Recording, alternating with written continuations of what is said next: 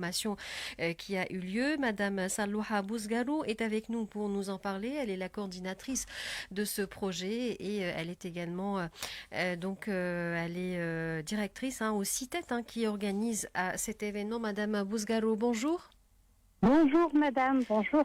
Merci Bonjour. d'être avec nous. Alors pour nous parler de cette rencontre qui vient d'être clôturée. D'abord, qui est derrière cet événement? On croit savoir que c'est le CITET en fait qui organise. Si vous nous présentiez cet organisme justement. Voilà, donc merci pour l'invitation. Le projet, c'est en fait la mise en place ou l'ancrage institutionnel du métier de l'éco-conseiller au niveau de la Tunisie. Ce projet, ça a été initié avec le Centre international des technologies de l'environnement, en collaboration avec le ministère des Affaires locales et de l'environnement, et avec l'appui financier de la Wallonie, la coopération belge, et l'appui technique en termes d'accompagnement et de coaching de l'Institut Éco-Conseil à Namur. Donc le CITET, il fait partie du réseau international des éco-conseillers communaux au niveau de la Belgique, du Canada, de la France et de l'Algérie et Burkina Faso.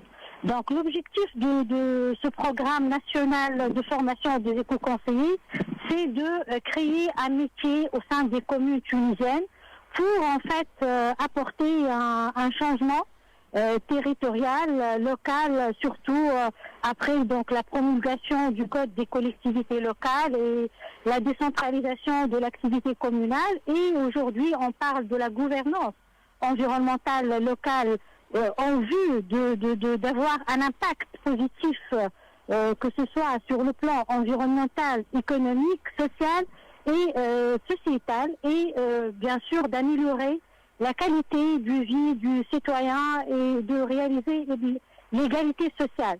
Mmh. Donc finalement, si on devait définir le métier d'éco-conseiller, concrètement, comment le définir?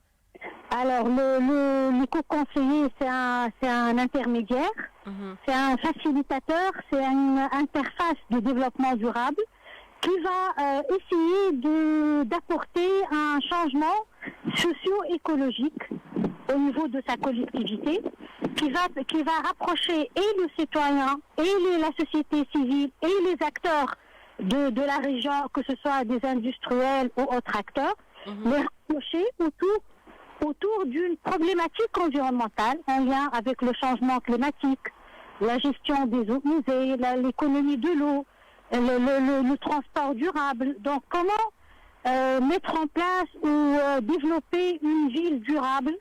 Mais cet éco-conseiller, il a beaucoup plus de compétences en matière de communication.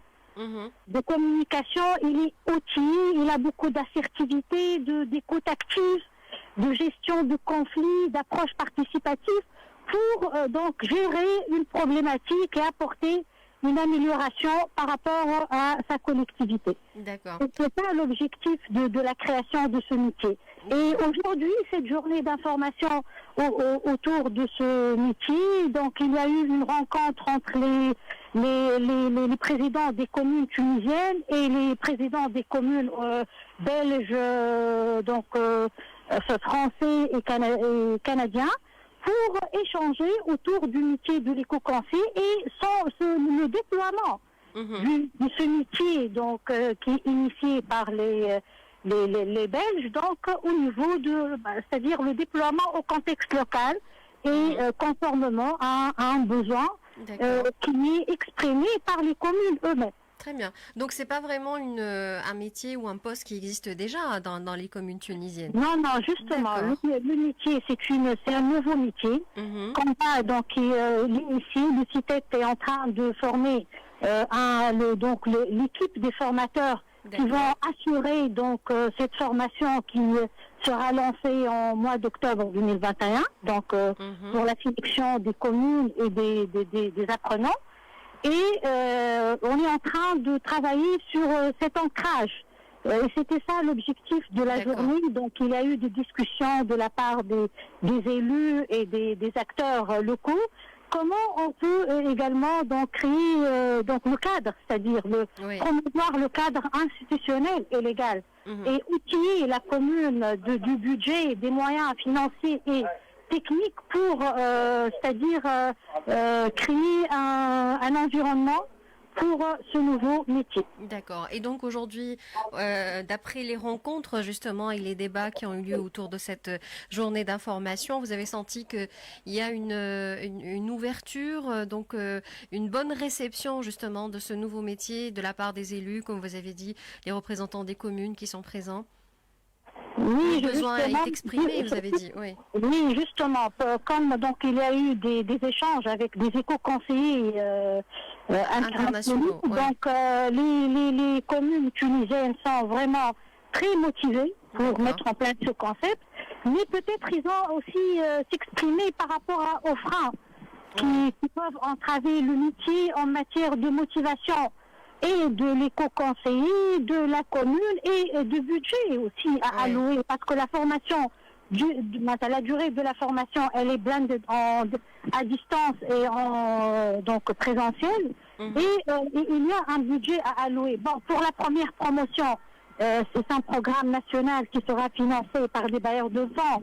Et d'ailleurs, on a eu des bailleurs de fonds qui ont exprimé leur volonté et leur pour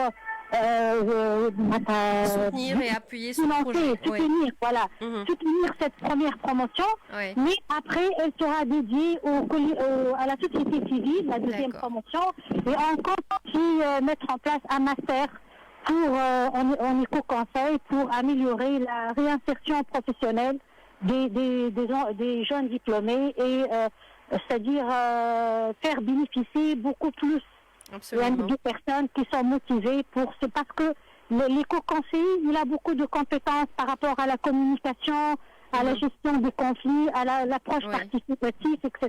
Donc c'est tout un métier. Il y a une motivation derrière. Oui, c'est effectivement beaucoup de compétences, comme vous le dites, hein, Madame Bouzgara, c'est au niveau de la communication, au niveau aussi de la gestion des conflits, le développement durable, les problèmes environnementaux. C'est presque un métier qui requiert une espèce de polyvalence, hein, j'ai envie de dire.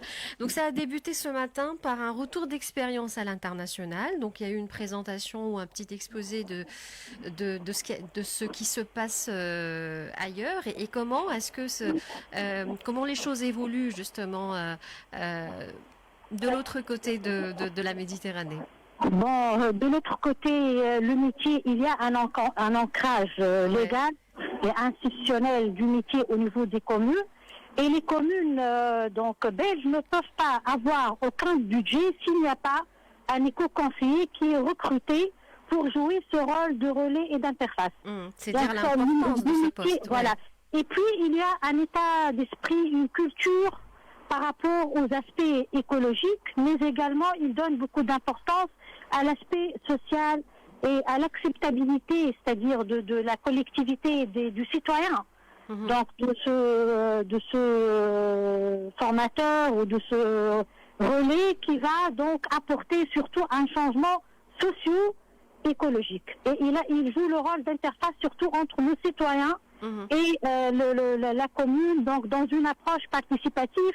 Donc le citoyen, il participe dans la planification stratégique des projets des communes. Il a vraiment un rôle très important et il peut présenter des solutions, donc il peut critiquer donc certaines activités. Donc c'est différent. Honnêtement, c'est un peu différent par rapport à notre contexte tunisien.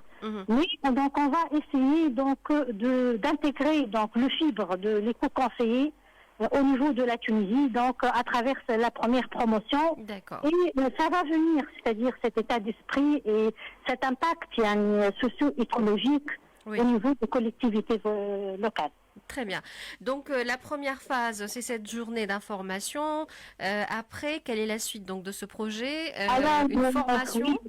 Oui, donc la première phase, c'est la formation des formateurs relais qui a commencé depuis 2019. En juin 2021, il y a eu la confirmation des formateurs relais par rapport à la formation thématique, mais ils seront aussi en apprentissage avec l'équipe de l'Institut Éco-Conseil à travers effectivement lors de la mise en œuvre de la formation.